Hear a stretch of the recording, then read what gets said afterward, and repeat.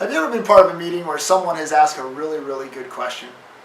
Think about those kind of moments where all of a sudden the conversation is headed in a different direction, or there's people at the table who are now engaged, or the meeting has become much more productive because someone asked a great question.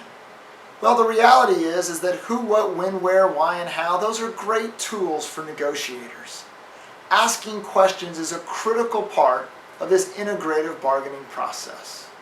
Now, we talked last time about the importance of going below the line, of setting the stage, of having a conversation that will allow people to tell you what is driving their decision to either do a deal or make a concession or work with you to try to get a problem resolved.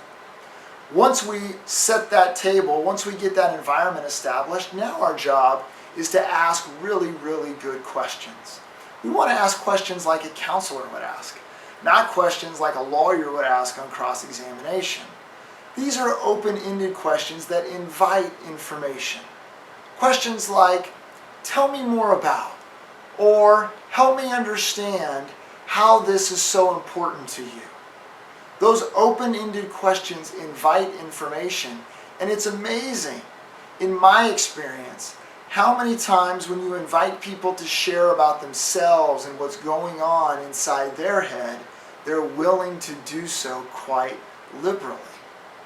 And so, one of the keys of operating below the line is this idea of asking really, really good questions. Now, one word of caution. We have got to be aware of the impact that the word why has on people. When I look at someone and I say, why did you do that? Or why do you think this? Or why do you believe that? Notice that if my tone isn't exactly perfect, that why question will put someone on the defensive. And when we do that, we actually shut down the conversation, not open it up. People don't want to share with us when they feel attacked, and that can be the result of that why question. So instead, we want to try to ask it in a more open and inviting kind of way. Now, the key in what we're trying to do at this stage of the process is get information on the table. We want people to share. And so one of the things that we've got to remember as well is that we've got to ask the question and then be quiet.